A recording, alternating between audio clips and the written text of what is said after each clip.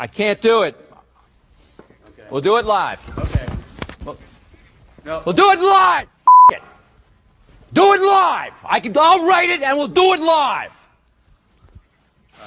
Thing sucks.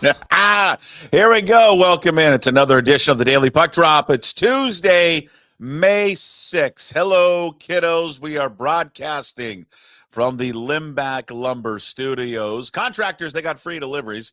Everything from whole house packages to homeowner DIY projects. They've got the largest stock moldings, folks, in the Northwest.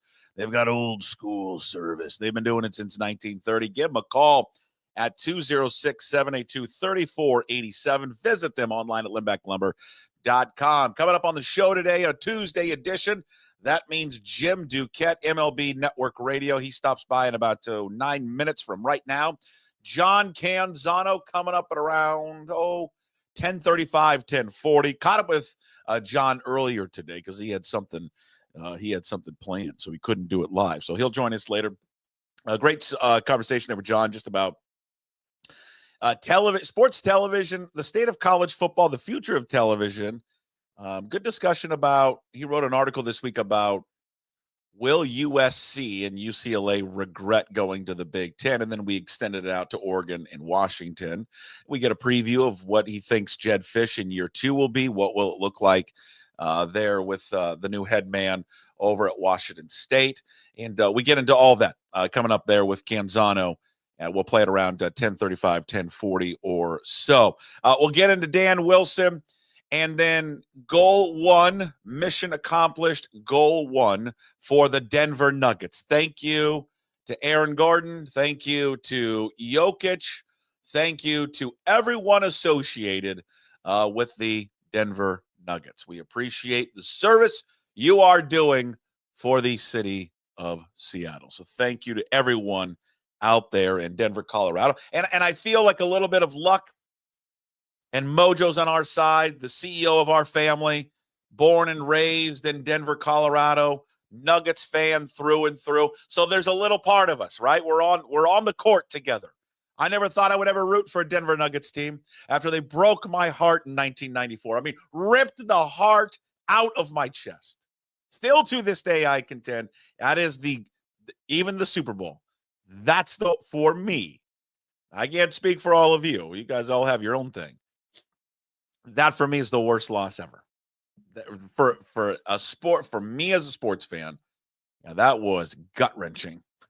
I mean, I have never been more upset in my entire life watching a sporting event than the Denver Nuggets with Dikembe Mutombo on the ground, squeezing the ball, and they had knocked off your and my Seattle Supersonics in 5 games. So we're pulling. We're pulling for the Nuggets right now against OKC. We'll get into the Mariners, and we're going to get in the discussion here with Jim Duquette about the decision last night from Dan Wilson from a managerial perspective. But again,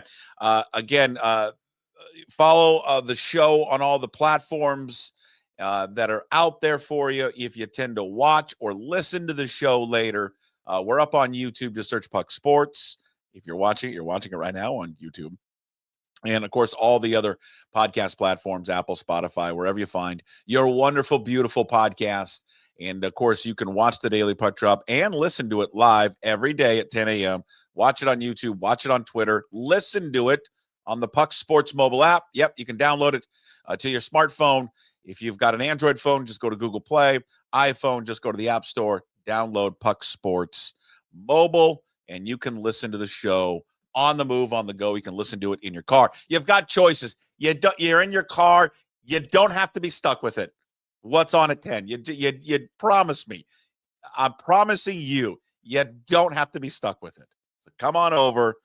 Listen to the show live. All right. Well, I mean, little bit of a hiccup yesterday there for the Los Marineros. Now, I didn't see it live. We had baseball practice last night. Ended up coming back, watching the highlights, seeing it later. Actually, no, got there in time to see 9th inning, 10th inning, 11th inning. So I saw that stuff live. Yeah, I mean, I think you're going to focus on the main topic du jour from last night's ball game. I mean, there's other things to dissect, but certainly is going to be the Dan Wilson decision there in the bottom of the 11th inning to sit there and intentionally walk Langoliers and Bidet to end up getting, or Bidet, excuse me, to end up to get to Jack Wilson. And there is a lot when you dissect it. Is there a thought process that you at least understand the thinking? Yeah, of course you do. Of course you understand the thinking of it. You look at a guy like Jack Wilson, it's something like 50. I looked it up this morning on Fangraphs. It's like 54% ground ball rate. Now, Bidet, I think, is at 34, 35%. But you also look at Jack Wilson, doesn't strike out. And with runners in scoring position, the guy is a freaking machine with runners in scoring position. He's batting .423. I mean, the guy leads all rookies and everything. I mean, it's Tim Booth had this in the Seattle Times. Shout out Tim Booth. You did the work. I didn't have to do the work because I read your story. He leads the rookies in hits, RBIs, runs. Again, .423. Batting average with runners in scoring position. Okay, fine. You want to load the bases because you want to get a double play. In fact, we talked about this actually. The Vampire Knights. I kept them up late. We talked about whether or not he thought they were going to do this, especially after they walked Langoliers. I'm like, would you load the bases right now, so you can get the double play? He said, no, we shouldn't do it, and that's why he's smarter than me about baseball. But here's what I didn't get: is the situation that you got yourself in because you pinch hit everybody, and you're down guys on your bench because of a Rosarino. So you're Dan Wilson, then you're left in a situation where you have to put Leo Rivas in left field, not putting Polanco out there. So you put Polanco at second. We haven't played Polanco at all in the infield because of the knee. You moved him off of second base because of the injury, and you thought the wear and tear of the knee injury, you can't play him at second base anymore.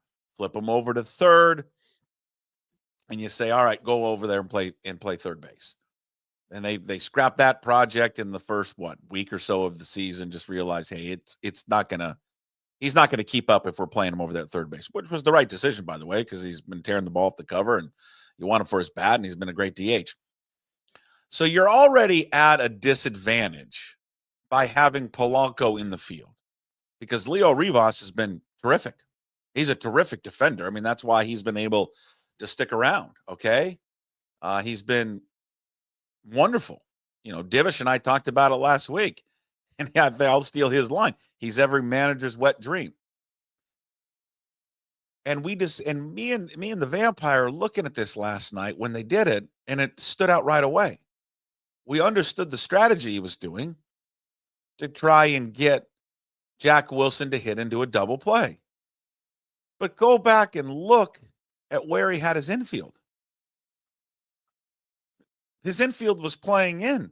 Now, I guess you're saying what he was hoping for was a ball directly hit to whatever, one of the positions, go home and then go to first. Okay, that's a lot to ask. But I wonder why he had them so in. I think Jack Wilson's the best runner anyways. Play him at normal double play depth. And then you get a double play and you're out of the inning. So that's the part of it I just didn't understand at all. I didn't get that play. I didn't get that strategy there. I mean, once you did that to Langoliers and you got Bidet up there, if you look at Bidet and the performances that he's had this year, I don't know. I think at that point, do I take my chances and not intentionally walk both guys? I just think that you really are asking a lot from your pitcher at that point and your defense to get a guy out, which, again, the numbers do bear it out that he hits it on the ground. But the guy also just gets hits left and right. He's been phenomenal. And I was hoping that they would show him afterwards in the press conference, his post-game comments, and they did, and he owned it. And I think he owned it. I think what Dan Wilson was owning was I think I had a good thought process to it. I didn't properly execute all of it as a manager. And I know he had time last year, but he still is a first-year manager. I think guys make mistakes. He's had some interesting decisions, I think, this year. I think the one thing he's been leaning on, and again, maybe his bullpen was down, so he had to turn to Thornton, but he relies on Thornton too much. We thought maybe was getting away from that a little bit, but yeah, I mean, it happens. I like that he owned it up, didn't make an excuse for it last night. Let's get more of a national perspective on the story. Jim Duquette joins us every single week. MLB Network Radio, Sirius XM, Channel 89. You can follow him on social media at Jim Duquette, GM, and he joins us right now. Hi, Jim. How are you, sir? What's going on today? How we doing? Mariners playing well, notwithstanding last night's tough one. Let me ask you about that. I texted you earlier this morning just to make sure you saw it. Hey, just check it out. Tell me what you think. You give me your thoughts on the thought process of Dan Wilson there in the bottom of the 11th. So I didn't hear the press conference, but I did watch some of the highlights. And I went back to look at, just because I know the Athletics, well, I know the Mariners, obviously following them closely too. I think in this type of situation, it's a tough spot, right? And you got the ghost runner, you move him over to third with one out. And a good part of the line, Langlier's having a really good year, and he's really cut down on his strikeout rate. Like he's almost cut it in half. You're looking for a strikeout there, and I think that I would have taken my shot at Langlier's based off of last year's numbers. This year's numbers, like I said, not as much of the strikeout rate. Blade, definitely a strikeout guy. He's about league average strikeout rate. What we do know is Wilson is not a strikeout guy. He puts the ball in play. It's like him and Luis Ariz are the two guys that put the ball in play the most. So, and the likelihood of him hitting into a double play, he can run a little bit too. Maybe they're going to get the play at home, but there's a lot of things that for me in that situation, you're looking for a strikeout. You're in a bind. You're likely going to lose anyway. The percentages are against you, but you need the strikeout. And I think that's where I go back and look at it and I go, he really should, I think, just gone right after Langlier's. Blade had already struck out earlier in the game, So I think those are the things that I look at from a front office perspective. I would, the conversation would be, hey, go in and talk to the manager, hear what he had to say. You hear that he owns it. And you're like, okay, you know what? It's a learning moment. Move on. I mean, I guess there certainly was part of me that understood what he was trying to do by loading the bases. And if you look at Jack Wilson and how much he does put it on the ground, you're hoping you can get a double play there. I guess I would have further asked him, hey, you had your infield in. Was the play to go home and then go to one? Right. Or because he didn't have them at double play depth. So right. I don't know if that would have, if he had them more at double play depth, maybe Polanco has time to get it, then be able to go to second and then turn the double play. But he wasn't asked that question. But he did own up to it, and it was just a part of a learning process as a first year, kind of technically first year manager that I think a lot of people go through. They go through it a lot, and I think that when you hire somebody who doesn't have managerial experience, but he's been in the game a long time and sure.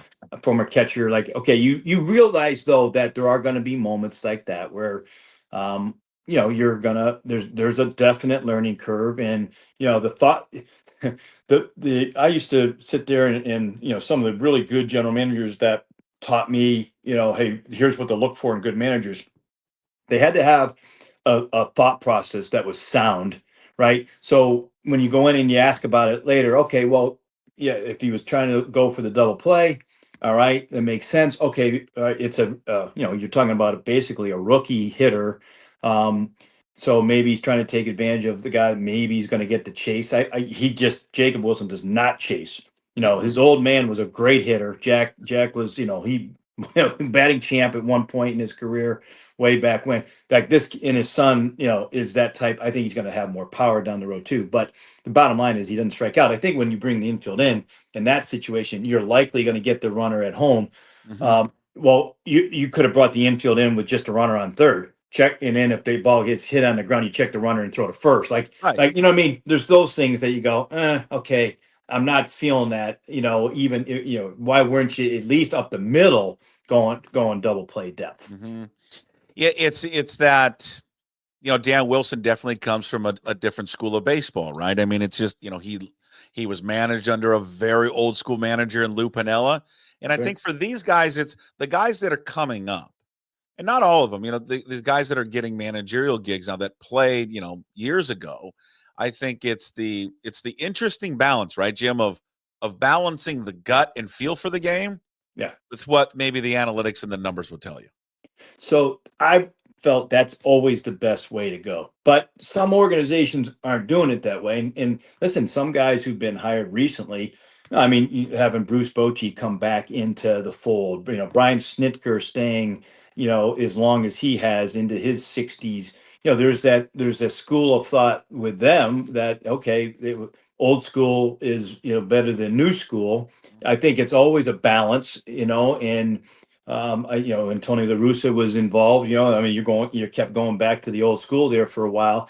But there's also a segment we were not that far away when we went to guys like Aaron Boone, Alex Cora, who had no managerial experience. They were coming out of the broadcast booth, right? So, and it kind of goes to like the hitting philosophy, which I texted you today. So, I mean, the Mariners went and they got Edgar, who had no coaching experience, really. I mean, a little bit of, he's been around the team a little bit, but the Rangers just fired their hitting coach the other day, and they spoke about, the parallels to what they're looking for, what the Mariners are doing, which is bring Brett Boone, who had zero experience, to come in and be the hitting guy, the kind of the mental approach type guy with the analytic guy that they still have left over in the hitting side.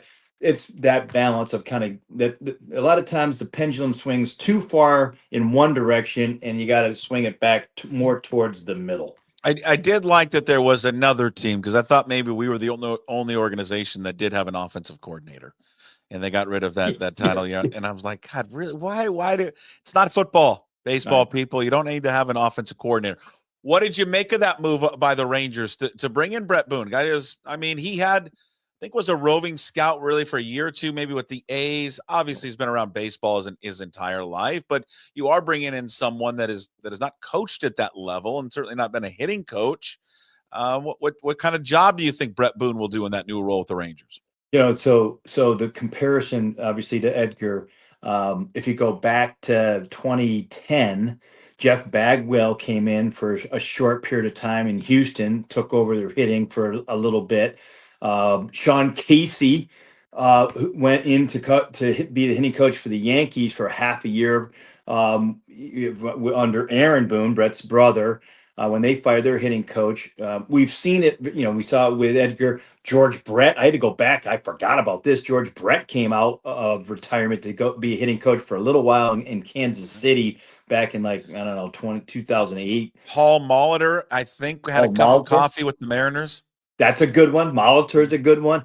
So, I mean, it has worked. I'm scared. I don't know if, Brett's signed up through 2025. I don't know if he wants to continue to do it beyond this year, if it's just a temporary gig or not. We're going to find out if it goes well. They're going to obviously want to keep him around. The Rangers will. But I was a little surprised because he's been doing a podcast now for the last couple of years, and it didn't seem like he really, had any interest of getting back in. Did you hear how he got the job? How about that? He goes to USC to an alumni game to throw out the first pitch. He runs into former Rangers and front office executive Michael Young, the former hitter. Michael Young, by the way, didn't even go to USC.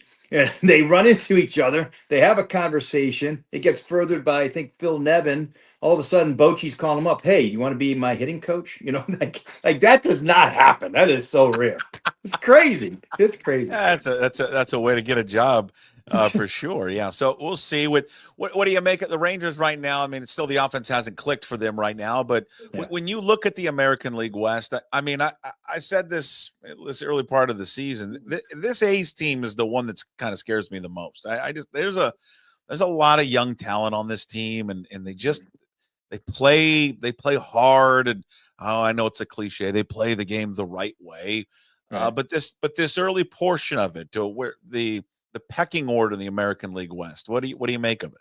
Well, I think there are better days ahead for the Rangers. I think their offense. Well, I thought it was going to be top 5. I don't think it's probably not going to be that good. the way they started, but they're not bottom 5 either. So I think that's going to get better, and their pitching's been better than I thought. So, they're not going away, and they've stayed in this despite the struggles. Obviously Seattle's had a tremendous stretch here recently. The big question with them is going to be, can they maintain it? Because we saw, Sure. they didn't last year. But I'm with you on the A's. When I was in spring training, a long-time scout who I've known forever, unsolicited, came up to me, saw me in camp in one of the camps there, and he said, "Hey, keep an eye on the Athletics. They're a team to watch this year." And it stuck in my brain. And I even said that before the season. I shared the information. I'm like, this guy's usually a really good evaluator. I had noticed a different feel in their camp. And I have Mark Kotze comes on my show a lot. So, I know what he brings to the equation there too as their manager. So I'm with you on this. That they have a lot of things going well. It's hard to pitch in that park. That park is really tough. And so when they go on the road, you see their pitching gets a little better. But in the offense is pretty darn good. It's legit. And they're playing to turn things around, which, it looks like they are. I think they have enough pitching, to hang in this thing. What do you make of that ballpark? I'm not a fan of either of AAA ballparks that we see our guy. I call where the Rays are AAA park. I mean, it's the spring training site of the Yankees, and we have 2 teams now that are in minor league parks. I'm not a big fan of either. I think the whole West Sacramento. They don't want to be called anything other than the Athletics. Well, they're playing their games in West Sacramento, so they're the West Sacramento A's in my show. That's what I call them. I don't care what they want to be called. That's what I call them. Right. Yeah. Right. And I'm just, I do think that, it looks full each night, that aspect of it. But, people don't really realize, but that lack of a third deck is really hard, especially on outfielders. Even if like you have a young outfielder that hasn't played much out there, like just getting used to fly balls that go up above the grandstand and keep it, like you have to keep an eye on that, almost like when you're playing in a dome. Like the Trop is a hard place to follow balls in the air because it's a light roof. It's a similar challenge there for the A's, but it's obviously different because at night it can be tough. I still think the ball's going to fly out of there in the summer too. It's weird though. The wind comes in there, it whips in there differently, and there were some issues in the beginning of the game with that. Yeah, it's remarkable that this has happened to Major League Baseball. You got 2 teams playing in minor league parks. I don't know if you'd ever see this in any other sport. I could never envision the NFL going and playing in like what basically is the equivalent of a high school stadium. Right. Yeah. Or like the old XFL, the XL, whatever that alternate league they have now, or a Canadian Football League stadium. Like it's just ridiculous, and they would never allow it, And not that Tampa had much of a choice, right, with the hurricane that knocked them out.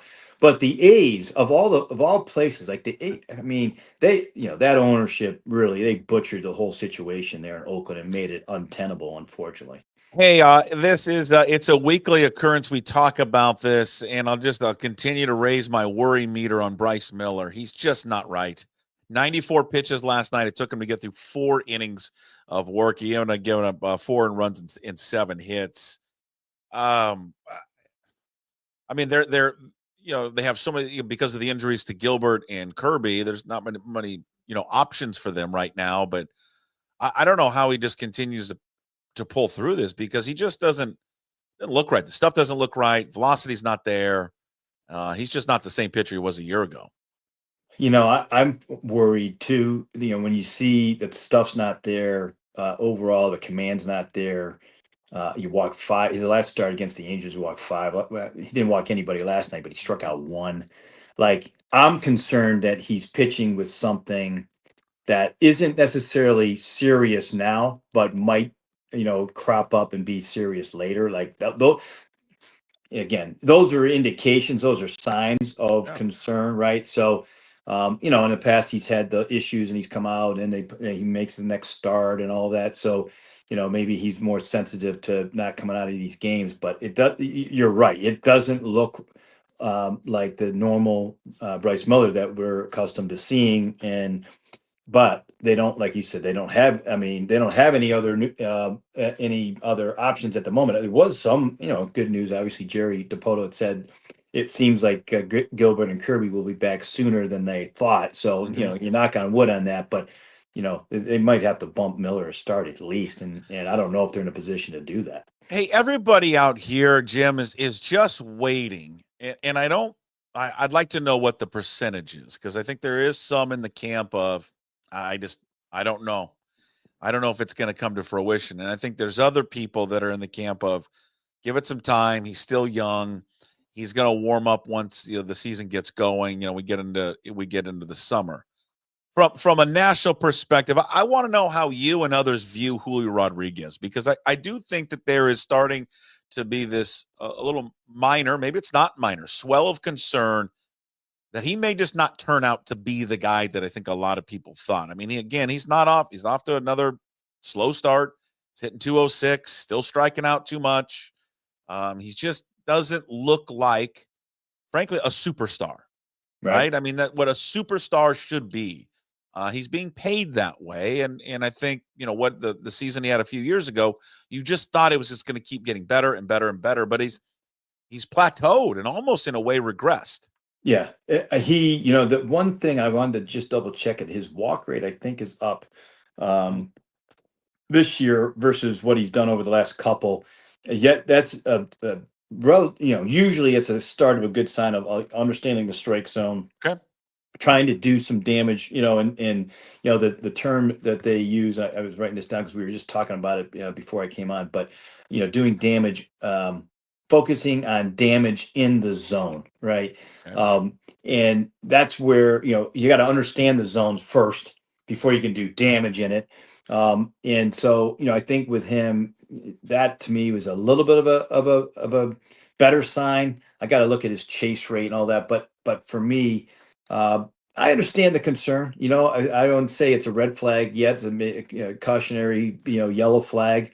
You know, when you're entering your age 24 season, you know, he got there so early in his career, age 21. Like, you know, most people aren't getting to their prime until 26. You know, there's a lot of learning that goes on, you know, ahead of that and before that. So I'm still hopeful that, you know, now with this, it seems like a better hitting approach that he's going to get better over the course of this year. You're going to see more signs of it, and he's going to start to grow as a hitter, you know, now with some guys that maybe he respect. I don't know if respect's the right word, but you know, guys that he can certainly look up to, and Edgar and you know, Seitzer has a really good proven track record. So you would be encouraged. So for anyone that has panicked about him, that has started to have the concern of, well, maybe he's not going to be the guy that we all thought. Last year, I mean, here's what he did last year. He walked 6.2% of the time last year. He struck out 25%, and that was basically the same numbers that he had in 23 and 22 was 7.1%, and then a strikeout rate of 26%. This year so far, 11% walk rate.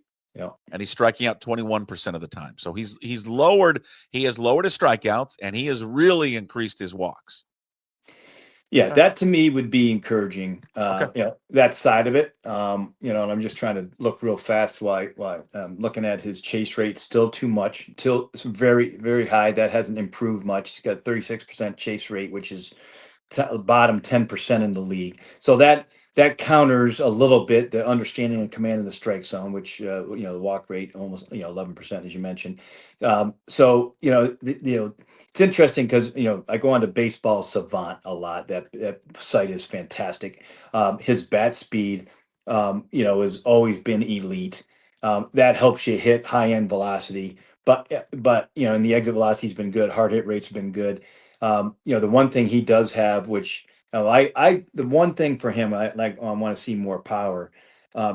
The expected slug. So the expected slug stat takes into hard hit rates, launch angle, it has a ballpark factor in there too. So, hitting the ball in the air in different ballparks, obviously, weighs into whether the ball is a home run or extra base hit. Obviously, we know Seattle's tough to hit there, but it's been better overall, or a little bit better this year. And I think his numbers, to me, he's got an expected slug of 475. It's about 100 points higher than what his current slug is. So that to me would indicate that there are better days ahead if he continues this approach of, being aggressive in the zone, that sort of thing. So yeah, but I understand, again, I understand the concern, but I do think that, he's going to start to come out of it. Yeah. Well, hopefully he does. The what are we hearing about Yordan Alvarez? This hand injury that's now landed him on the IL, the 10-day IL. How serious do you think this may be? It's hard to know. He's been dealing with it seems for a little bit of time. Like his numbers had been down also unusually, and he's one of those guys. So when you look at some of those numbers I just gave to you, the expected slug numbers, his numbers expected slug were really high versus what he was showing. Okay, it's just a matter of time before he starts to come out of it. But what you don't know is he dealing with some kind of injury or not? Is Sure. he playing through it? And that's what he was doing. So I think that they finally got to the point where you got to put him on. They had to put him on the IL, and make and help it. Basically get it right. So I think that to me it's just a matter of, if it's not too serious, keep them out until that thing heals up and then bring them back. But their offense is not the same. I know you've seen this with them, but without Bregman and Tucker, it is taking a major hit, and they're more reliant on Alvarez, and he doesn't have anywhere near the lineup help that he normally does. And I think that also is a part of his struggles early on. Have you run out of ways to describe the start for Aaron Judge this year? So I'm glad you asked that, because Aaron Boone came on my show Sunday, and he said he ran out of words to describe what he's doing. So I gave him like 3 or 4. Let me run them by you. You tell me. Inconceivable, breathtaking, jaw-dropping, stupendous. Do you like any of those? Boone liked 3 of the ones I gave him. Do you like any of those? Stupendous. That's what I picked. Stupendous for what Aaron Judge has been doing. Did you see this stat today? His batting average is higher than any American League hitters on base percentage right now. That is crazy. He's 414. His on base is 503, slugging 759, an OPS of 1,000, 1.263, 11 home runs, 33 RBIs. I mean, it's just, we may be witnessing the greatest offensive year. I mean, right now we are, but potentially at the end of the year, the greatest offensive season ever put up in Major League Baseball. I think that we are, if he can do it for the whole year. Sure. As a right-handed hitter, so Bonds is the best I've ever saw. And at age 36, the numbers he put up is clearly, we know he was using PEDs on top of that. But even prior to that, like, his numbers are off the charts. And Judge, for me, like, I started going through the best right-handed hitters I'd seen, and it's Pujols, it's Miguel Cabrera, it's Manny Ramirez, and I think what Judge is doing is better than both of those guys, all 3 of those guys over an extended period of time, at least over the last 2 years. We'll see if it plays out the rest of the year too, but he doesn't have nearly the protection he had last year, and his numbers have gone up. Why are people pitching to him? I don't know. Yeah. Where does Edgar fall in those right-handed hitters? Well, in terms of offensive, just flat out hitters, he's one of the best I've seen. Those guys combine power too, and that's kind of the difference. But I mean, in terms of, putting the ball in play, bat to ball skills, a little bit of power, like he's up there for sure. Molitor, those guys, which, I didn't see as much of Molitor. It was back end of his career when I was just coming into the front office. But Edgar, that was right in my sweet spot too. So yeah, he has to be in that mix for sure. Hey, last thing for you. I think we know who the contenders are, who the leaders are, the teams to eye for the World Series in the National League, American League. I mean, we just talked about the Yankees, but they're 19-16, and it's not like they're running away with anything. I mean, who has separated themselves or right now early on to be the team in the American League? It seems wide open. it is wide open and 100%. I think that's the thing that stands out. And I felt this way before the season. You and I might have talked about this too, but the West is definitely up in the air. There's three teams, maybe four with the Athletics too. In the Central, there's no real team that kind of stands out to me. Although I'll tell you, Detroit is. You saw Detroit, I think, right earlier, or not? We did. Their pitching is really good. Their offense looks like they have a little bit more than I thought they did. But this, Detroit, Cleveland, we'll see if Minnesota can figure it out. Kansas City's rebounded now. American League East is up for grabs. I mean, the worst team right now are the O's. They're not that far out, but they've had a bunch of injuries. So I don't think that's going to stay the same. So I don't think there's a team that really has distinguished themselves in the American League, even with Detroit. Detroit's the biggest surprise to me with the best record in the AL. But I have and still do a little bit of concern on their offense. There he is, ladies and gentlemen. Jim Duquette with us every single week. MLB Network Radio, Sirius XM, Channel 89. Follow him on social media at Jim Duquette GM. He is our GM that joins us every single week. Thanks, Jim. Appreciate it. As always, love the chat. We'll see you next week. Enjoyed it. Talk to you next week. Bye. There he is, Jim Duquette. Again, give him a follow there on social media and check out his show on Sirius XM Channel 89, covering all things from Dan Wilson, Bryce Miller, Juilo Rodriguez, all of it. And those numbers are encouraging on Julio. When there's just and he got a walk yesterday, but it was late. Remember, late in the game. Was that the top of the ninth inning? Yes. I go back and look at the box score. But he drew a walk, so he got on. But you're waiting in that moment. I guess the thing with me in watching him, I'm just waiting for him to own that moment, get a home run there, get a double, something there. Because the greats, they step up in those moments. And I know someone's going to, well, he's done this before. Here's his batting average. Here's this in clutch situations. But he doesn't have as many most memorable moments when the game is on the line. Because when he got a walk, my first reaction, and I'm sitting there watching with the fan pie, first reaction was, well, Cal Raleigh's up next. And when Cal Raleigh comes to the plate, I think all of us can agree, you have the utmost confidence in Cal Raleigh. That Cal Raleigh, more often than not, is going to come through in a situation with the game on the line. And I'll point out that at-bat that he had against Mason Miller, now it resulted in him striking out, but that was one of the best at-bats that anyone, in fact, may have been the best at-bat that anyone had all night long. He quickly fell down 0-2, and he just kept battling. I mean, I think he fouled off four pitches. It was a great at-bat. Laid off a couple of ones that were close. That was just a really, really,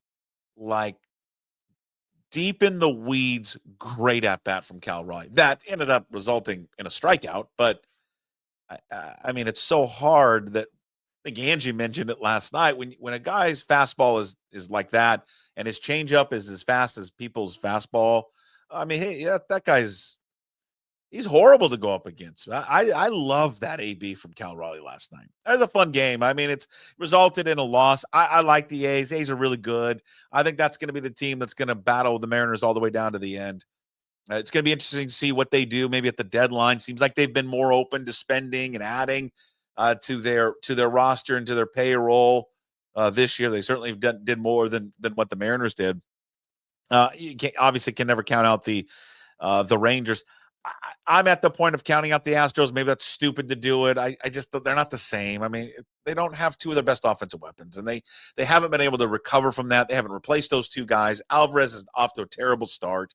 Altuve is getting older. You're putting him in a different position now. I mean, I've seen his numbers that he's hitting, but he's always will be a good hitter, but in a different position. I don't think they overall have all the pitching for it, but really the loss of Bregman and Tucker are just killers for them. I do think it will come down to the M's and the A's, and I'm bullish on the A's. They just play. I've always wanted the Mariners to kind of play like them all the time, and that they play the game a certain way that is fun to watch. And got young players, young players everywhere. Butler, Rooker, and Jack Wilson. Jack Wilson's just fun. It's just fun to watch. The guy just hits the ball, puts it in play. That's the thing, man. Good things happen when you put the ball in play. I don't care what level of baseball that you enjoy. Just good things happen when you put the ball in play. But it was a fun game last night, despite that home plate umpire just being a putz, an absolute putz. And I'm with Angie on this one.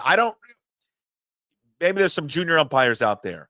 Is it catcher's interference if it hits one of the strings on the glove?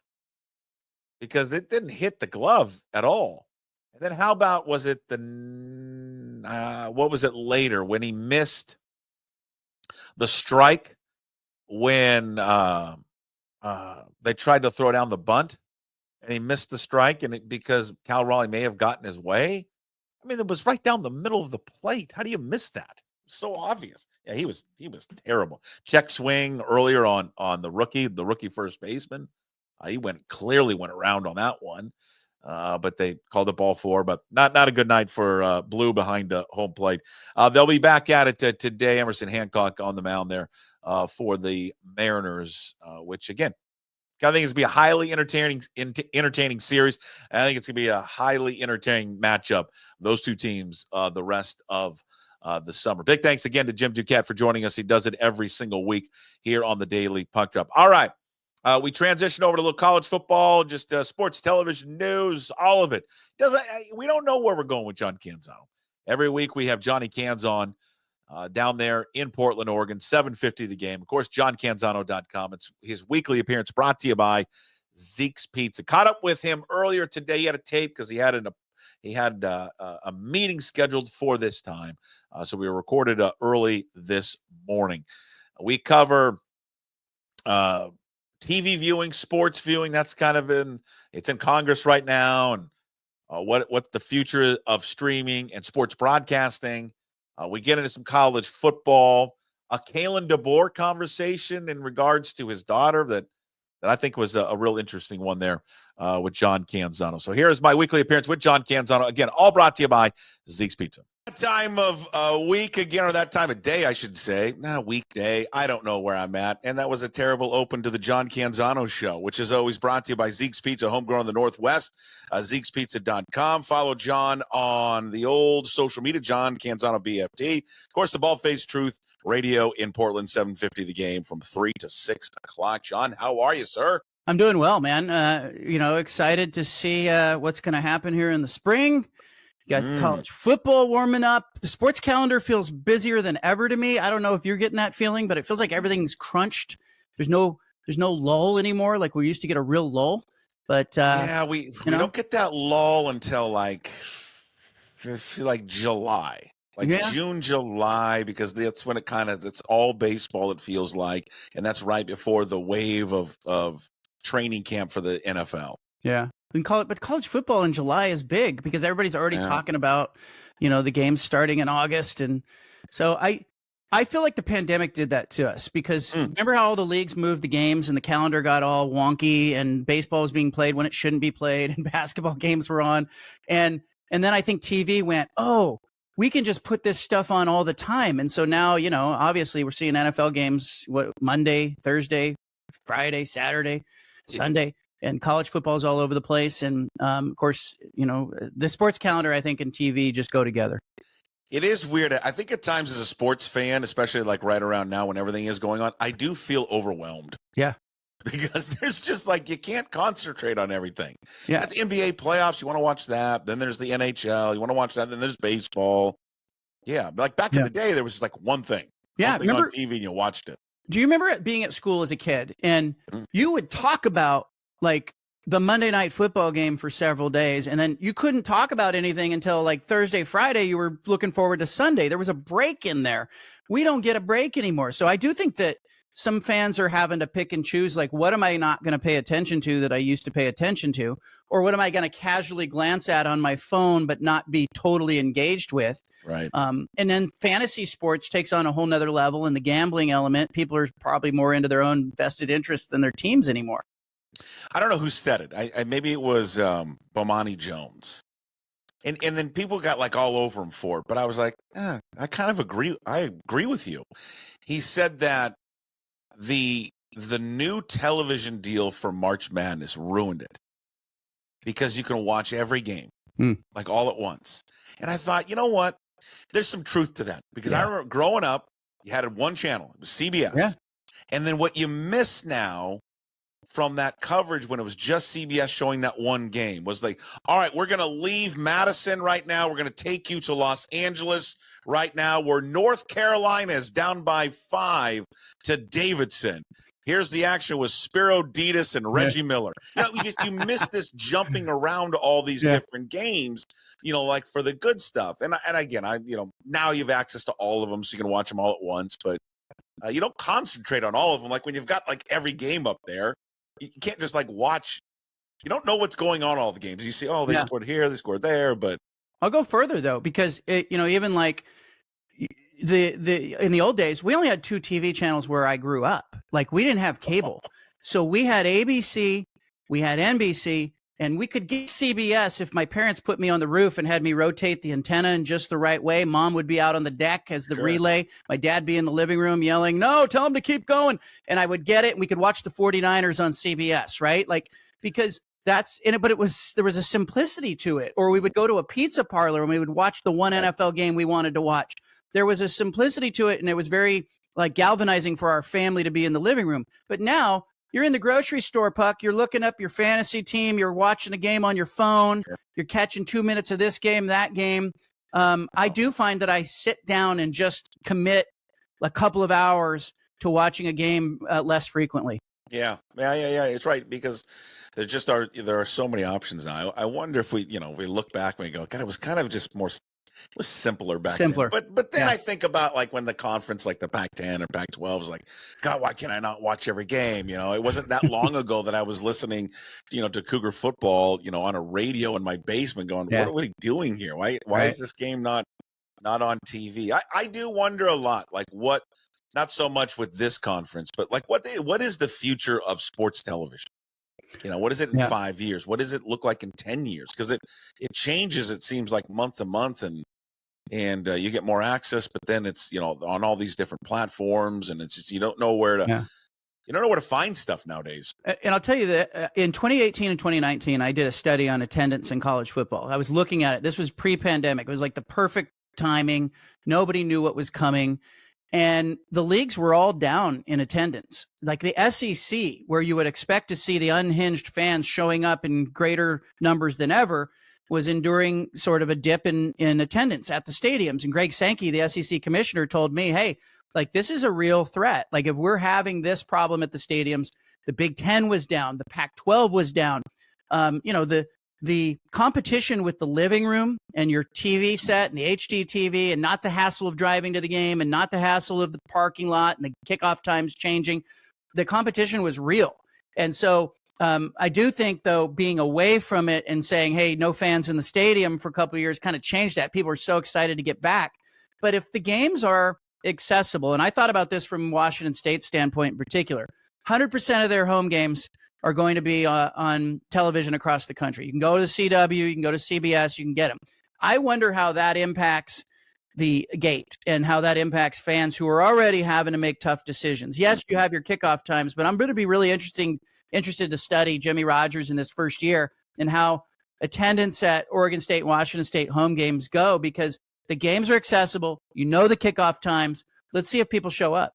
You wrote this week about kind of a deep dive and looking back, and you note, hey, listen, it's too early to truly tell whether or not UCLA and USC will have buyer's remorse.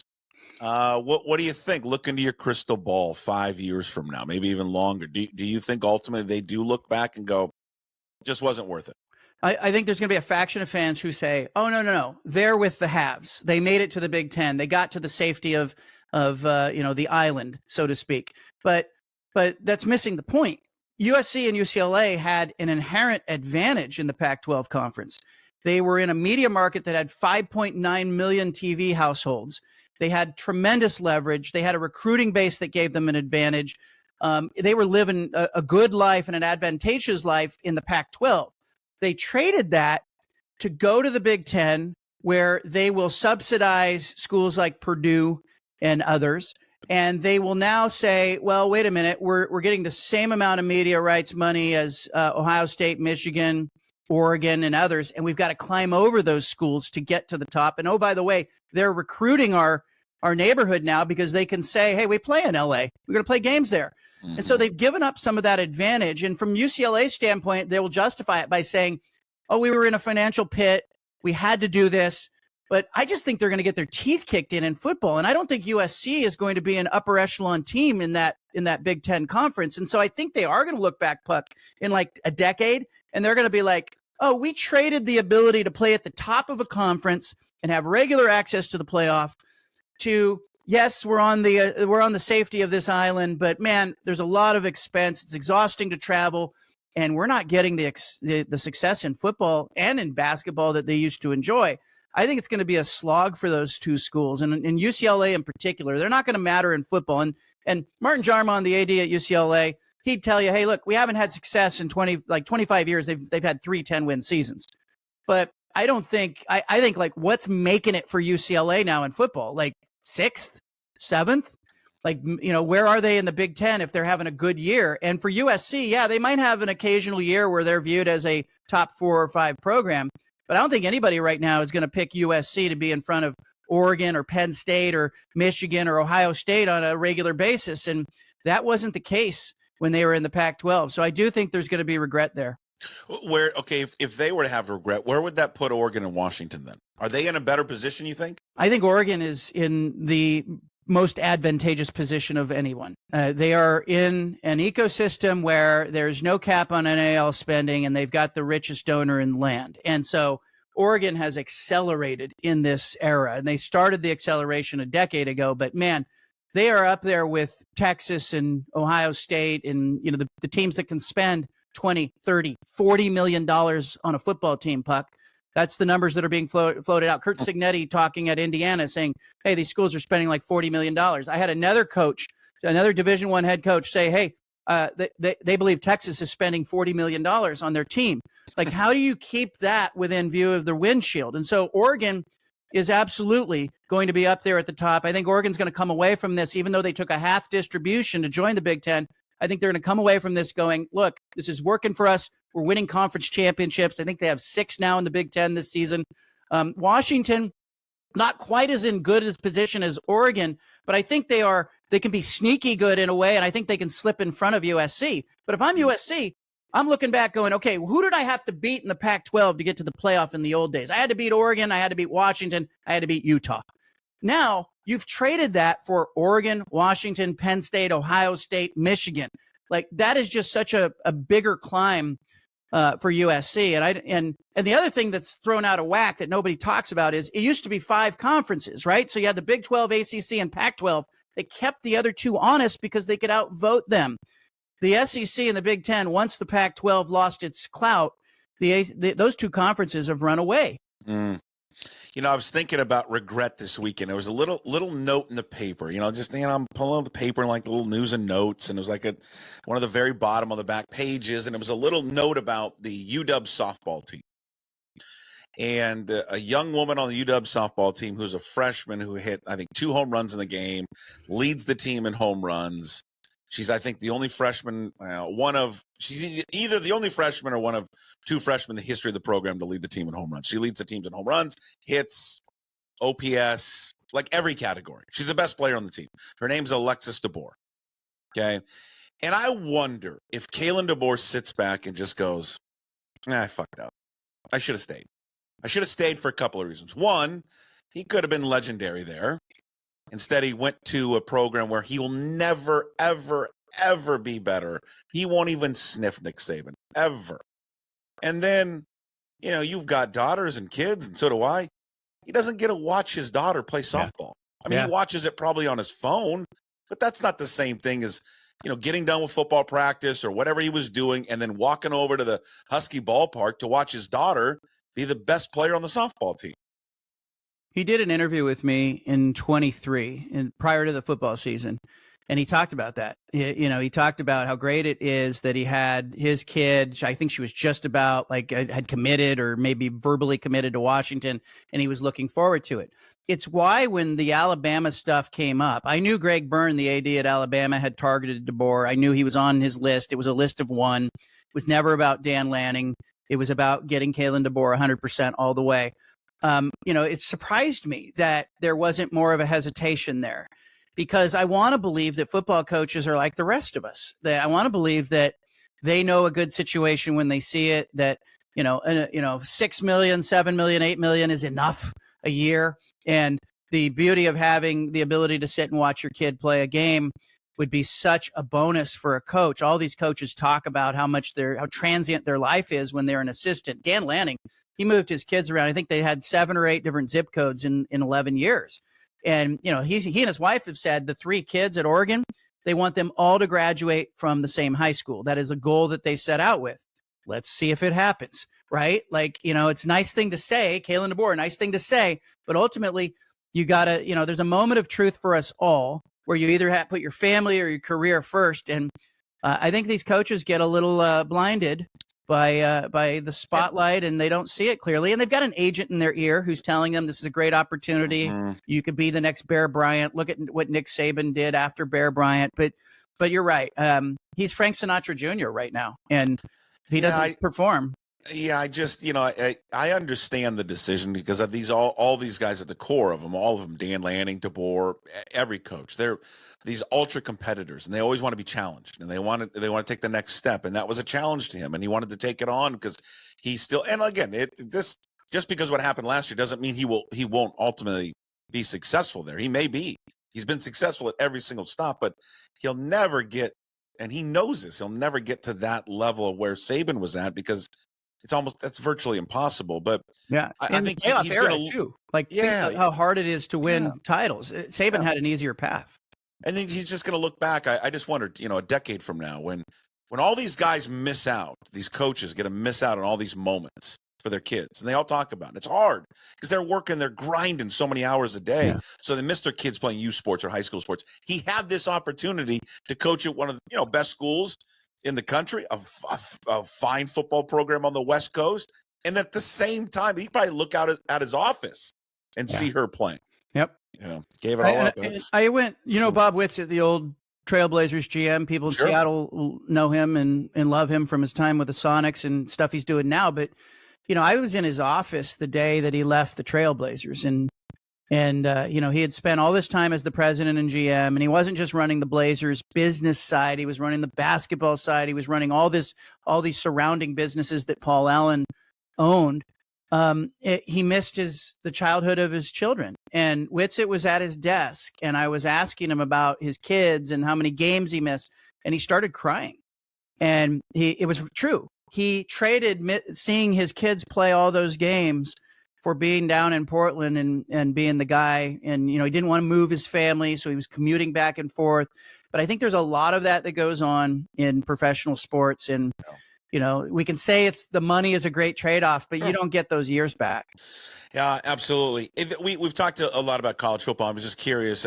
For some reason, the Seattle Times was doing a story recapping UW's spring workout, and everyone had their spring stuff here recently. And Wazoo just wrapped up a couple of weeks ago. What do you think the expectations are for Jedd Fisch in year 2, and then after that, the expectations of Jimmy Rogers in year 1?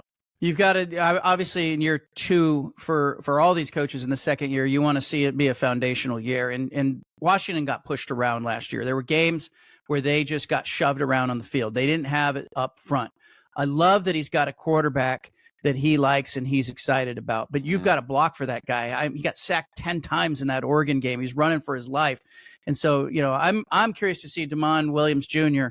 with some big bodies in front of him. And so, Fisch talked to Wilner and I on our podcast about, the big guys that he was recruiting. He had all these guys who were 6'5" and 300 pounds coming in. So I think for Washington, you just want to look at the physicality.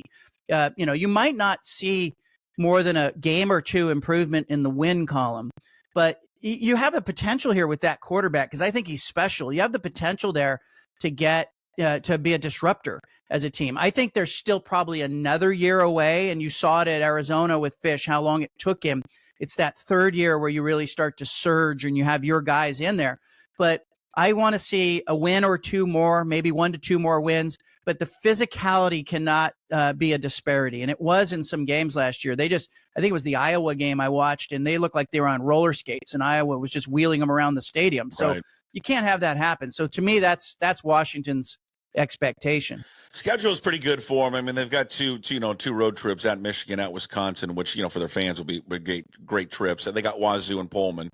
But at home, you get Ohio State and Oregon. So their schedule is certainly favorable. Boy, for Jimmy Rogers, you want to talk about jumping up to a next level. I mean, he's got 3 straight weeks of at Colorado State, at Ole Miss, at Virginia. I mean, Jesus, man.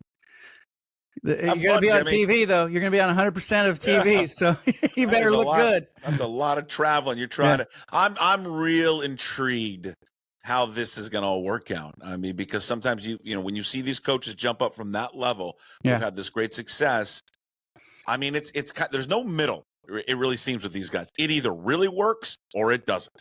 I think really this one worked, though. I think it works with a caveat because.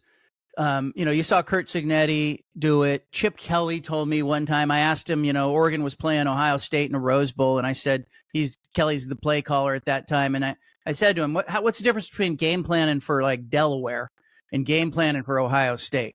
And he was like, it's the same. It's just matchups. It's putting your guys in situations. So I tend to look at like guys like DeBoer, Cignetti, Chip Kelly, and Jimmy Rogers, and I go, look, if you can win at a lower level, Scott Rueck is a great example of that at Oregon State. You can win at George Fox. You can win at Oregon State. Same kinds of challenges. But the question for Washington State is not about the football coach. It's not about really the transfer portal or personnel. It's about your president. And do you have an alignment with your regents and your AD? As you know, and we've talked about this, Kirk Schultz at the end, there was no alignment. The AD didn't know that there was money coming. It looked like the president was undermining the football program. You can't have that. It's hard enough to win. So the new president, it's going to be interesting to see, will the spending be there? When the new world Pac-12 is launched, what do the budget look like? Is it in there with Oregon State? Is it in there with Boise State? I think it's to be determined. I'm bullish on it because I did talk to some of the regents who were like, we absolutely understand that in order to get people enrolled at Washington State, you have to be good in football. Like that is the best sort of, you have to make, I think the quote was, you have to make kids want to pick Washington State.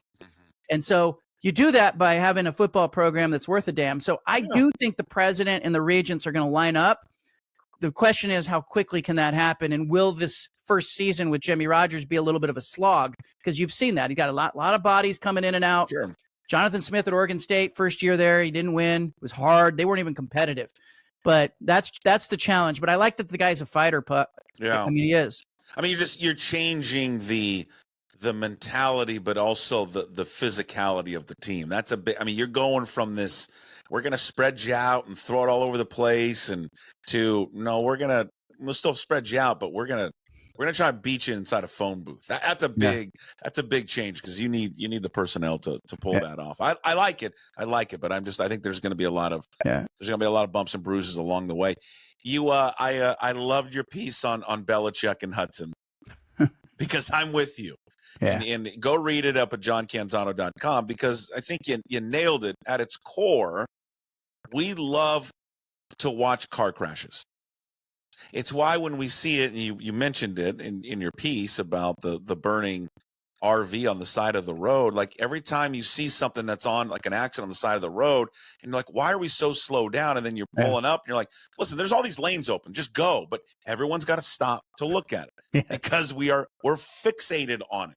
And I think this is a car crash waiting. It's happening. We're watching this car crash in real time, and we're just waiting for the ultimate explosion between Belichick and this woman. Yeah, and age differences in relationships, this isn't new. Like, I look back and you study, like you go back to ancient emperors, and age difference is a thing. And generally the person in the position of authority or power is the older person. I mean, Cher is in her 70s. She's dating a guy in his late 30s. I mean, it's male, female, right? Al Pacino, Robert De Niro, you've got Clint Eastwood, you've got all these age difference things that kind of make us rubberneck a little bit. But the thing with Belichick that's so jarring is that he had complete command of that locker room with the Patriots. He had Tom Brady under control. He had a bunch of 20-somethings that he was completely locked in with, and he was in charge. But now we're watching him at age 73, and it kind of looks like she's in charge of some things. And so it's really jarring and, kind of interesting to see. But, if you really drill down on celebrity, like, we look up to celebrities, whether they deserve it or not. Sure. They're in an authority position. We look up to them and we sort of create this ideal of we want to be like them, or we want to aspire to be like these people, even if it's hollow. That's the truth. That's why we follow reality TV, or you buy Us magazine to see, where are they eating? Why are they pumping their own gas? Like, it's just ridiculous. But this Belichick Hudson thing, like, they're both adults. Like, they should be allowed to go do what they want to do. But it's just jarring to see a guy who was in such command not be in control of the interview. Like, but he's not likable. So that's the other part of it. He's not likable. So people want to see him fail. Yeah. And they want to see him be torn down. Here's the thing. I was watching that as it was taking place. I'm a big CBS Sunday Morning fan. So I was up watching it, and I'm like, oh my God, this is the worst interview. It's terrible. It's awful. Like, it's because he's pressing him. And it wasn't even that part. Like, that gets all the attention as the Hudson thing. But the report, Tony, and I can't remember Tony's last name, but he's pressing him on, why is Robert Kraft not mentioned in the book? Like, if you go back and watch, like, he doesn't mention Kraft anywhere. And I mean, Belichick went from answering all these questions, and it was a real, like, easy, fun interview. And then the reporter started pressing him on, why is Robert Kraft not mentioned all? And it went right to, we're on to Cincinnati. Yeah. And it was like a flip. It was flip of a switch. And then it just went downhill from there. She jumps in and all that. And it's just, it's wild. I think the CBS crew, look, there's been a lot of criticism in the news about, like, hey, authenticity in interviews and, what are you editing out? Sure. And I want to talk about all the political stuff. But in this case, I liked that they showed us what was actually going on in the room. They put some sunshine in the room, and they just kind of did the wide shot where you could see her off camera. They told the truth about what was happening in the interview. And too often, I think the temptation is to cut that out and to make it like, we got to make this about the book. No, they showed us what was really happening in that room, and it was far more interesting than hearing his take. But I have a Belichick story on that note and how he flips the switch. I have football cards, right? Football, baseball cards. And I was selling some football cards on eBay. I had some 1958 Topps football cards. There was just a stack of cards. They were kind of common, but Ted Marchibroda's card was in that stack. And I sold it. This was years ago. I sold it on eBay, and the winning bidder was Bill Belichick. And Bill Belichick emailed me to ask if I would take a check as the payment. It was $58 for this stack of check, and I was like, Bill Belichick, like, he was then an assistant with the New York Jets. And Belichick, told me that he was collecting the football cards of guys that he coached with or were in his coaching tree, or he was on a staff with Marchibroda. So he wanted that Marchibroda card. And so Bill Belichick sent me a check. And Puck, this is before he went on to New England Patriots fame. I cashed the damn check. It wasn't a day where you take a picture of the check. So the check would be worth far more to me today so I cashed the check. But Belichick and I got in an email correspondence where we were just kind of emailing back and forth. And I was asking him about coaching with the Jets and what's it like in the NFL. And then finally, we went back and forth over several days. And finally, Belichick sends me an email, and he says, what do you do for work? And I said, I'm a sports writer. And I never heard from Bill Belichick again. Of course. Done. We were done. Over. Nope. Zippo. Not going to say anything more. Yeah. It's I love the story. I can't wait to see where it ends. I love all of it. Yeah. Because it's just such a train wreck, and she seems like maybe it worked out. Like Travis Kelce, Taylor Swift. Do they make it? Odds? Bill Belichick and his 24-year-old Hudson. Do they make? Imagine I want to know what the dad thinks. Yeah. Honestly, just want to know what the dad thinks. Well, her last relationship was with a 64-year-old. So, this appears to be what she does. But here's the thing. Like, what are they talking about? Like, that's what I want to know. Like, this is ripe for, like, a reality television show. Put a camera on this. I just want to see him having dinner. What is the conversation about? When I was a kid, this is what we used to do this. I got to know where is the on Venn diagram of where Bill Belichick, where they line up. What are they talking about that connects them? It's fascinating. All right, there he is, John Canzano. It's all brought to you by Zeke's Pizza, homegrown in the Northwest, Zeke'sPizza.com. John Canzano, BFT, Bald-Faced Truth down there in Portland, Oregon. 7:50 the game. He joins us every single week. Thanks, John. We'll talk to you next week. Appreciate it. Again, big thanks to John Canzano for joining us, as he always does on a Tuesday. We caught up with him a little bit earlier today. Sorry about the little glitching there at the end of it. I don't know what was going on. I think the mice were eating John's microphone. But good stuff there from John. Covered a lot. Kind of sports television nowadays. I don't know if anybody else feels like that, like I do. The pros of it are everything is on TV now. So you don't miss anything. And really, that's a great thing. I don't know if it's a negative. Me even saying this sounds funny. It's as if there's too much on, and you're at night. You're like, God, there's the baseball game, there's the NBA playoffs, NHL, and you're like, well, just get all these TVs. Yeah, I guess. But even when you've got all the TVs up, or you got the multi-channel on YouTube, or if you got Fubo, you're like, you can't really concentrate on one. There's just so much going on, and I believe it was Bomani Jones that said it. Going back to the earlier conversation about the NCAA tournament, is that I miss it. I miss the day when it was just CBS doing the game. I loved when they would break away from a game, take you out to Anaheim, show you a few minutes of that, then they take you out and they go to Charlotte and then to I like that. That was, to me, a little bit more fun because you kind of concentrated on just one game rather than all of the games. But I don't know. I'm an old man and I'm a fuddy-duddy, so whatever. What do I know? And the topic with Kalen DeBoer, we're going to get into that a little bit more with Hey, What the Puck coming up at the end of the show. One thing about the NBA last night, if you tuned into the NBA and you watched those two great games, I watched the Celtics and Knicks game, the entire game of that. Missed out on the ending of the Nuggets and Thunder game because we're coaching baseball. Fantastic ending to the Nuggets. Thank God. Thank you, Denver. As we say here in Seattle, there is no other city in America that is rooting harder for the Denver Nuggets than Seattle. So anybody outside of, like, there's Denver, and then it's like one, the best, the city that's rooting for the Nuggets, and then 1A is Seattle because they're right there. Because nobody out here wants to see the Thunder win, and it doesn't matter who is playing them, just anyone. Someone knocked them off. So we're down to 3 teams in the West. Nuggets are the current team. Then it's either the Grizzlies or the Warriors. So we'll either become, after this series, if Thunder get through, we'll become either Grizzly fans or Warrior fans. And if they get through that, hopefully, cross our fingers, they don't, then we become whatever comes out of the East. Pacers, Cavs, Knicks, Celtics, doesn't matter. It's one of those teams. But great finish there for the Nuggets. Another just example, we get in this debate all the time, right? Who the best player in the NBA is. And it's, and then we do the all-time greats. There is no debate, I don't think, to me, who the best player in the league is right now. I think it's Jokic, and I frankly, I don't even think it's close.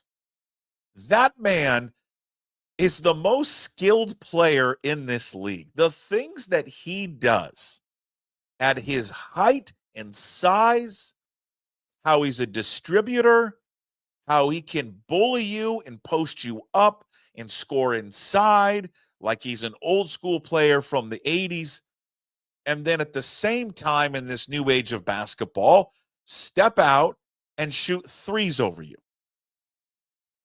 And then gets his own rebound, leads a 3-on-2 fast break, looks like Magic Johnson, finds his teammates in the corner for a 3. There's a series of plays, or there was a possession last night where he had grabbed a rebound. It's somewhat late in the game, and he's dribbling up the court.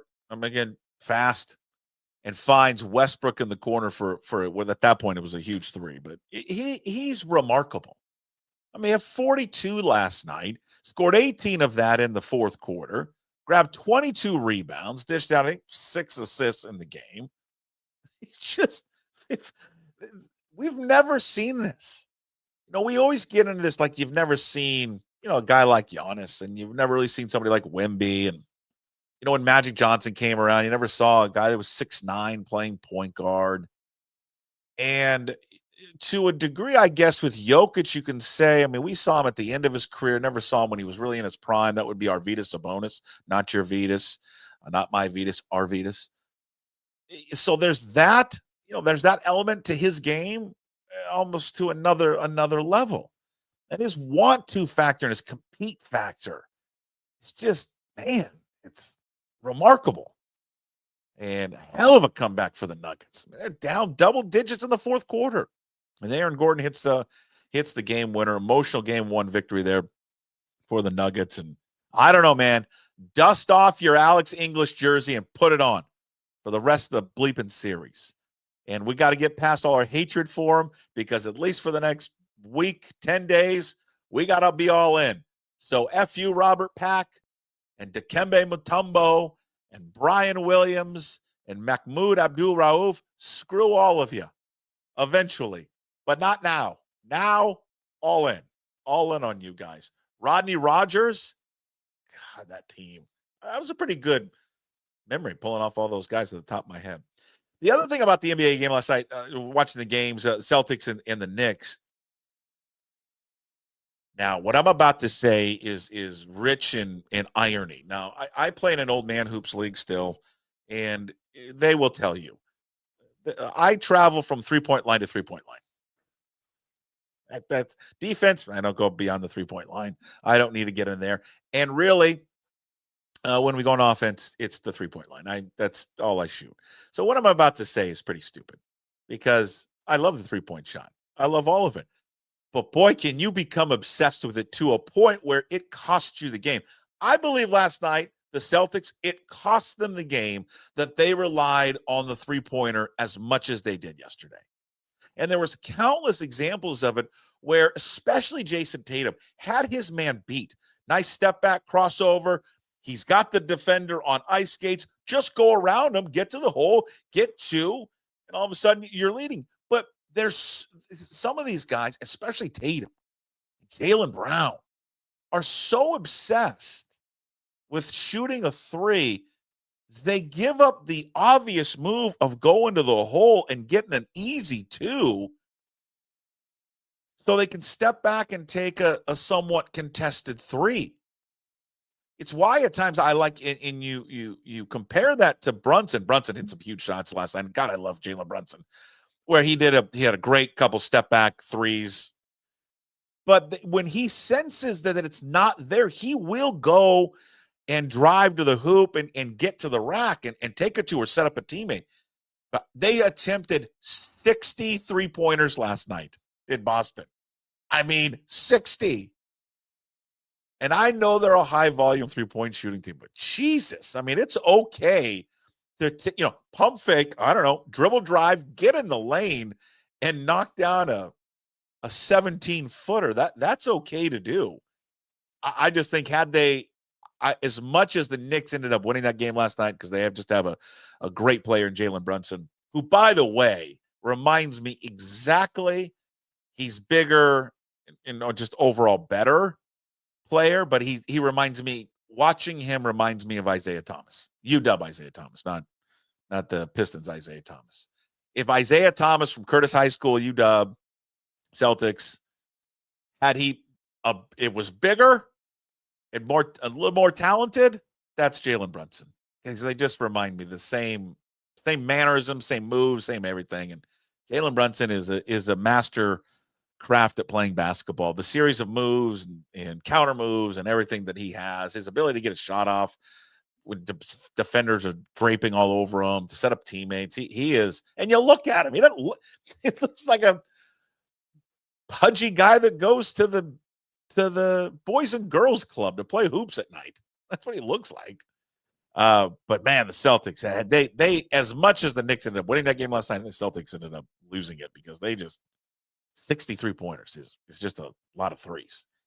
It's like the day and age of, a baseball where a lot of people just rely simply on home runs, home runs, home runs, home runs. That's it, right? Strikeout, home runs, strikeout, home runs. For basketball, it's just so many of these. We're going to live and die by the three. And then again, they taken 63s and they hit, 20 or 25 of those. Yeah, they win the game. And it's proven to be their MO all season long. But sometimes when they're not falling, especially in like both the cases of Tatum and Brown, get into the lane. God.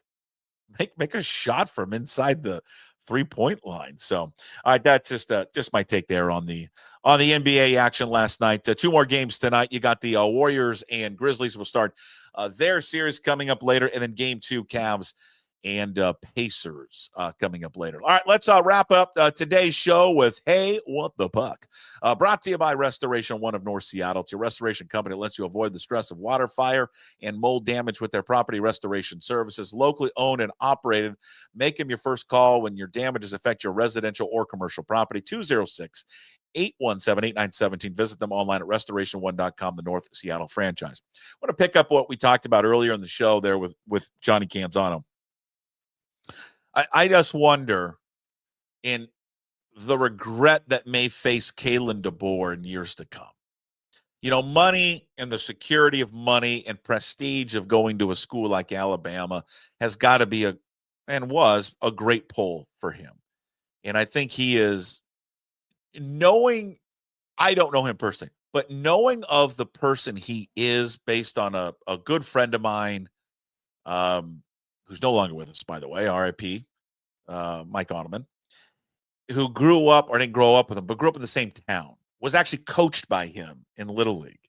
And the aura around Kalen DeBoer, the mythical legend that is Kalen DeBoer from their hometown in South Dakota, is stuff of, it's legendary.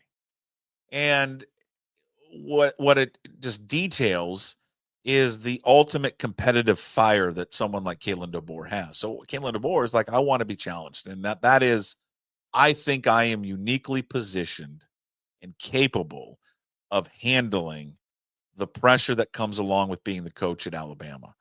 But he was in a very unique and great situation at Washington with a rich football tradition on the West Coast, clearly had made it to a championship game, so it clearly is possible in order to do it. Yes, doesn't have the same resources as a school like Alabama, but honestly still doesn't come with the same pressure. But when I just came, to this thought a couple days ago, and I read a little blurb in the paper about his daughter, Alexis, and I knew she was a good softball player. I didn't realize she was this good. And reading of just, the historic kind of freshman season that she is having. And it just made me think of everyone that's a parent with kids that play sports, is that there is nothing like watching your kids grow up and playing sports. There's just nothing. It is one of the most rewarding experiences I think a parent can have, because there's so many great lessons. And for all of it, just watching your kids play sports, to fail, to succeed, all of it. And he was in this great position to not only be a coach of a terrific school and program and all that, but at the same time, as he's done coaching during the week or whatever he's got going on, he can walk from his office and go down to the softball field and watch his daughter up close and personal. And I just think that the reward you get for doing that is far superior than any type of clout from another school or money. And I just think, 10 years from now, he may look back and with whatever happens at Alabama, regardless of what happens, look back and go, I regret not being there. I mean, I'm sure he watches her games all the time, on all the channels, Game Changer, whatever they got there. But it's not the same thing as watching her up close and personal. And I think that he may look back on that and go, man, missed out on that because as John had detailed that story earlier about Bob Whitson, these people that are in sports, coaches, personnel people, whatever, you're dialed in, and it's long hours, and you miss out on those opportunities. And it's not just people in sports. I mean, it's all walks of life, whatever your job is, that it's time consuming. And, Egan and I discuss it all the time. Make as many of these games that you possibly can, because you don't know when it's going to be their last or what you miss out on. I get mad when I have to miss stuff because it's, you miss the opportunities to watch your son or daughter compete and watching them compete. And there's something so rewarding about that. So I don't know. Just made me think about the regrets maybe facing Kalen DeBoer here, 10 years from now, looking back on it. All right, that's Hey, What the Puck, brought to you by Restoration One of North Seattle. It's your restoration company that lets you avoid the stress of water, fire, and mold damage with their property restoration services. Locally owned and operated. Make them your first call when these damages do affect your residential or commercial property. 206-817-8917, or visit them online at restoration1.com, the North Seattle franchise. All right. Thank you for everybody for watching and listening today. Thank you to all our sponsors, Lindback Lumber, Zeke's Pizza, Georgetown Brewery. Check out the new Tavern Beer, please, at your local bar. And, of course, visit their website at georgetownbeer.com. Today's Daily Puck Drop up on YouTube. Please subscribe to the channel. Also find the Daily Puck Drop on your favorite podcast platforms and at pucksports.com. When you're there, on the website, please sign up to be a member of the Pucks Posse. $5 a month. You support all the free content and VIP and exclusive shows like our baseball coverage with our MLB insider Ryan Divish coming out tomorrow. The Sports Pit with KJR alum Steve Sandmeyer, Matt Stretch Johnson. New episodes every Monday. Go check out this week's episode. It's terrific. And, of course, now we produce the Graz with Gas Take 5 podcast, where you can find on YouTube and all podcast platforms, of course, at pucksports.com. Those episodes drop every single Monday as well. All right, coming up tomorrow's show, the go-to guy will be back. It's a Wednesday. Our MLB insider, Ryan Divish, is back. Those looking for Rob Staten, we're giving Rob a few weeks, months off, as now we're kind of winding down our football coverage, but he'll be back in the fall as we gear up for training camp. So don't scream at me if you don't hear from Rob coming up tomorrow. We'll talk to you tomorrow on a Wednesday show. As always, promise to be better. No shoes, no ties. Would anybody like to smoke some pot? Yeah. I was born to love you. I was born to lick your face. I was born to rub you. But you were born to rub me first. What do you need my address for? We'd like to send out a mailer. Mother of mercy, I don't speak Japanese!